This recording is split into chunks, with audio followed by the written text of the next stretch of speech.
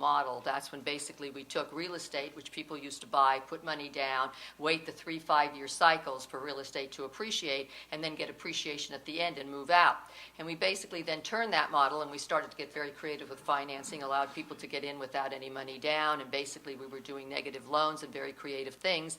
And all of a sudden we found that real estate, because interest rates had gone down, money was very cheap, it was easy to get in, real estate started to appreciate at 20, 30, 40%, and we should have known with the red flag that that certainly could not have been sustained. And when you look at real estate, it actually started to go down in the year 2005, and in 2005 sales started to go down, and with that, usually in a normal real estate correcting cycle, it means that basically values will go down 5-10%. That period of time usually lasts between 24 and 30 months. We'll get to stability and the market will appreciate. But because of what happened with credit and how we basically were financing the home market, that basically has put us into a correcting market that's lasted a long time. So we've come through this downturn now, and we are down about 26% across the board. And I think where we are, when people talk about the bottom, it varies depending where you're looking. I think there's sort of a model to look at. I think from the peak of 2006, anything that's probably gone down 5 to 10 to 20% is probably going to go back to 2002, 2003 pricing. And I think any area that's gone down between 20 and 50% is probably going to go back to 1997, 1998 pricing. What that means is those that haven't gone down substantially are probably going to retain half of what they gained in that frenetic market from 2000 to 2005. Those that basically went down even further are probably going to give all of that back.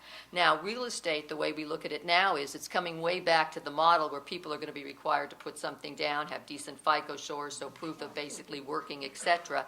And what we see out there is obviously different pockets of the market. So some are close to the bottom. Some are beginning to stabilize. Case-Shiller came out today and actually said that we were only down basically from the fourth quarter of 2008, 2.5%, which is a good thing. And basically 18 out of the 20 areas that they're looking at across the nation have either stabilized or increased in price. So prices are beginning to moderate in many areas, come back up, and even stabilize. The one thing that's out there that you'll see when you look at the San Francisco Bay Area statistics for December and January, prices are beginning to creep up, and we're getting very close to either break even, very little negativity among the areas, or actually they're increasing from where they were a year ago. They're increasing even from a month ago. What has changed is that in December and January, sales were down. Now, we have to be able to explain that. Part of that was the fact that people front-loaded, if you remember, the first-time buyers that was out there, because everybody thought it would end in November, but it's been extended. That's one thing. But basically, where we're selling, and if you look at what is selling, foreclosures now make up about 36-37% of the market in the San Francisco Bay Area, probably about 40% across the nation. That means it's the lower end that's selling, and when you walk into the lower end, there is absolutely no inventory.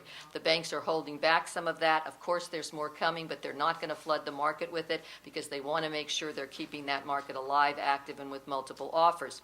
So I would say this about the real estate market. There is no one real estate market. There is no national market. There's no state market. There's no county. There's no city market. You have to specifically understand, what are you looking at? Single family, multifamily? Are you looking at townhouses, condominium? What price point? What area? When you go into that area, what are the days on the market? Are they increasing, stable, or decreasing? What are the appraisals going to show you? Will the lender like that market? Who is your competition? Because you have buyers that are basically traditional buyers, developers, you have banks that basically are coming in and buying up stuff. They are becoming the sellers in some markets.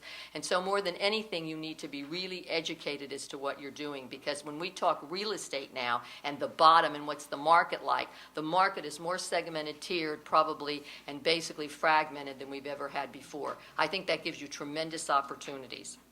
Yeah, did you guys all get that? Yeah. Without a breath. I hope you listen fast. That's all I can say. Larry. Once again, tough act to follow. I'm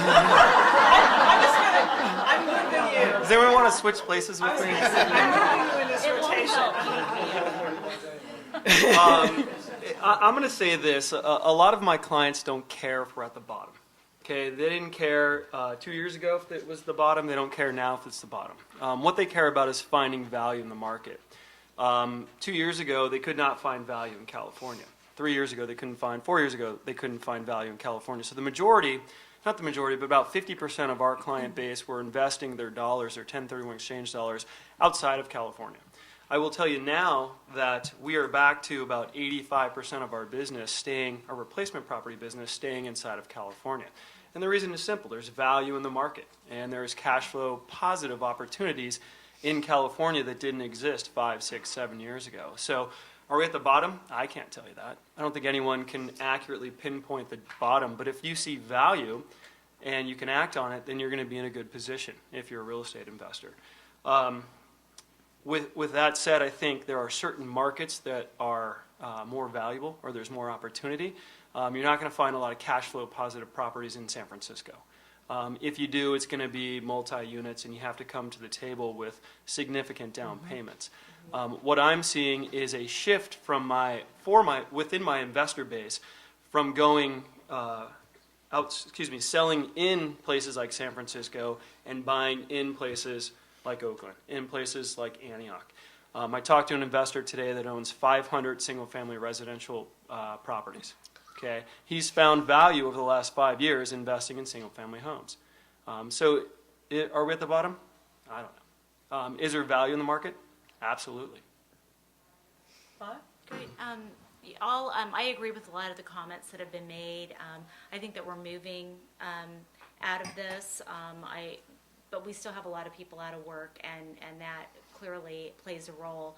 But from a lending perspective, Wells Fargo's clearly one of the banks that took a little bit more conservative lending approach in the past, and we fared very well through what's gone on with the economy, and so I look at us as erring possibly on the side of being a little bit more conservative and looking at the market. And there have been some very positive changes in terms of the lending that we're doing today and what the mortgage insurance companies that have just taken a beating have been doing as of recently.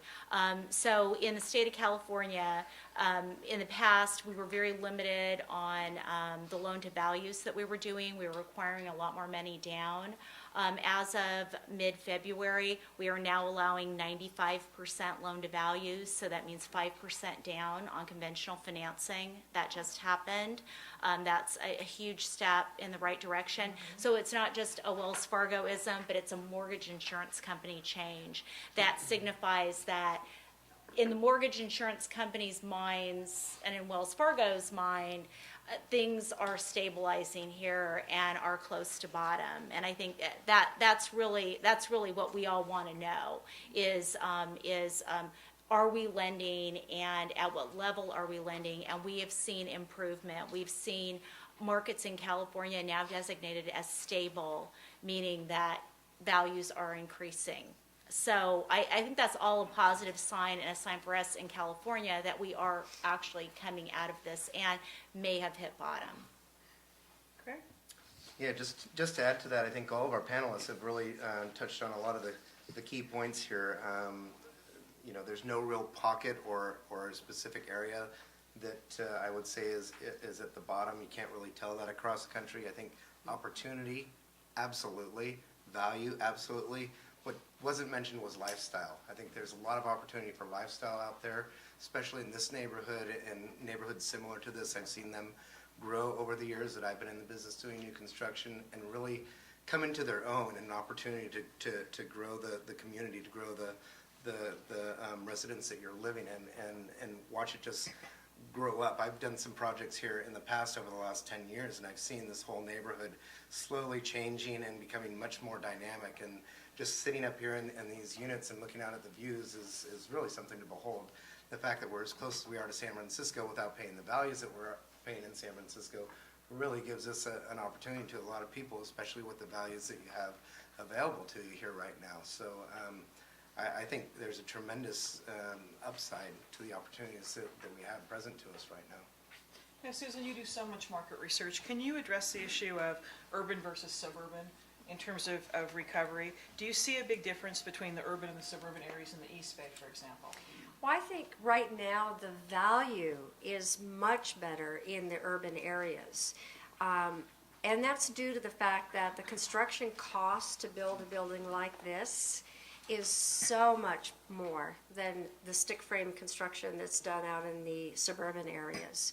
So I think that the value that you get in buying in buildings like this is probably 5 times better. We're also seeing that there's a huge shift among